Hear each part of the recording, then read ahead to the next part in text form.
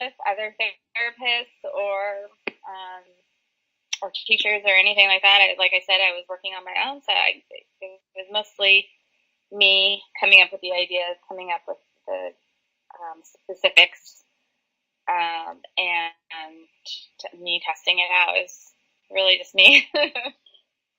It's a lot of work. And Yeah. how did you actually accommodate different levels? Because each child is very different from others. They have different preferences. So how did you accommodate their different needs? I tried to leave it as basic as possible. So, with the verbs, it's just the one action, but I also put in instructions if anyone reads it. I don't know if anyone reads it. It was mainly for parents. Therapists, it's pretty obvious, but I kept it simple so that it is more flexible. I try to keep it as basic as possible so that it allows for different various uses. Yeah, and you can use it for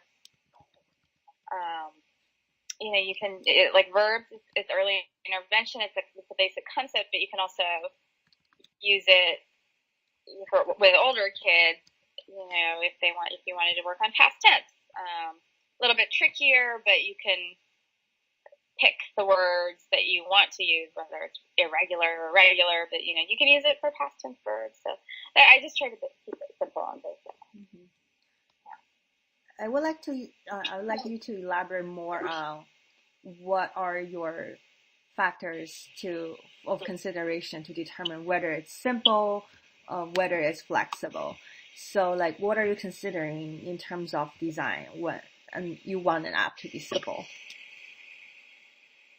Um, I think that so I've seen ads, not at the time that I was developing it. Well, I don't remember because there weren't that many apps out there. But for example, one app. Well, I don't remember the specific one, but I have seen apps where you fill in the blank with a sentence, or there's a sentence starter and you fill in the blank, or it was very very specific, and I just thought, gosh, that's not very. You can use it for that one specific skill, and so um, and I guess also at the time I did have clients with different needs, so I was thinking, well, how will I use it? From a perspective of the therapist who's spending a lot of money on various materials. What is the most use I can get out? If I'm buying something, I want to be able to use it with a variety of clients. So how would I use this with a variety of clients? And that's the perspective I went from, because we're constantly buying things and spending our own money on things, but it can't be for one specific activity or one specific skill. It just doesn't make sense for one to purchase it if it was only for that. So that's from that perspective as well. So, with flexible, you want it to be not too specific and applicable for a variety of clients. Yeah. How about simple? Yeah. Like, what constitutes a simple design for Can you say children? that again? Yeah, what constitutes a simple design for children with special needs? Both. Well,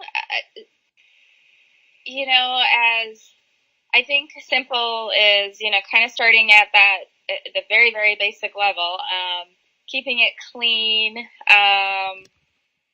but also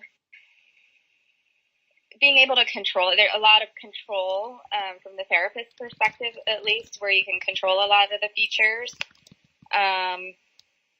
so that it works for you or for a particular kid. And just, it's like verbs is, I'll always refer back to verbs because it's my favorite one. But, they just act it out. That's it. My Milo character is acting out something, and gosh, you could do so many things with that one one thing. So, how many times per day do I work on verbs or actions or something related to verbs with all levels? So when you say clean, are you talking about the design of the interface and the graphics? Those have to be clean without distraction.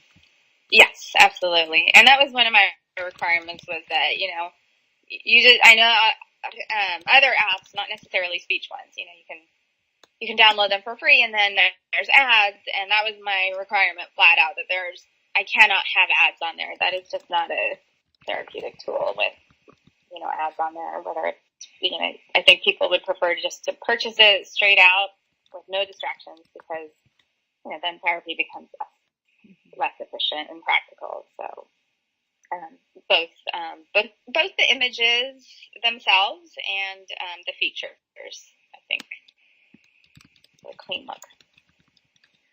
And you talk about the apps when children and therapists are using it, they're using it together during the session. Do they have different needs, and how are children's needs different than therapists' needs? Oh, yes. I mean, I think kids just want to have fun, right? Like, language is hard for most of these kids. They want it's got to be fun and motivational for them. That's all we need on the kids' perspective, I think, and keep them interested. Therapy wise, we want to get as much out of them as possible with this one tool. So, getting as much language out of them as possible is, I think, the therapist goal. I mean, there's like there's also features like the level of cues, things that you use, all the time in therapy. That I think those options are also needed. Like I said before, whether you turn off the music or you turn off that voice, repeat my voice saying the word, the auditory cue or the visual cue with the text, having those features and having a lot of control. I think that's from the therapist's view, being able to control all those features and have it work for you. Because kids will just kind of grab the iPad and do what they want, tap everything if they want. They'll do that. But I think those are the huge differences. Kids want to have fun, and then therapists want a little bit more control over the features. Mm-hmm. I also with the language production, right, being the output, being the goal. I also saw some of your apps have data tracking feature. Is that something that the clinicians need, and how did you approach that? Can you say that last part again? Yeah. Is that what?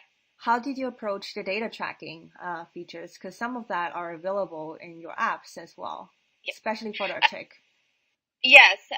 So I believe, so articulation, I feel like it's, especially when you have multiple kids that you're working with at the same time, it's really hard to get data on all of them.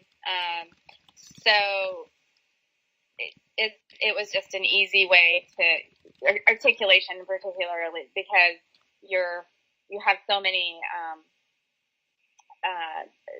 You want them to repeat a bunch of times, so you're constantly having them. They have opportunities, a lot more, I think, than language. And I think it's harder to track data in articulation. So I just tried to come up with something simple where you just tap if they got it right or wrong, and then it kind of has everyone on there for you, so you don't have to do the percentages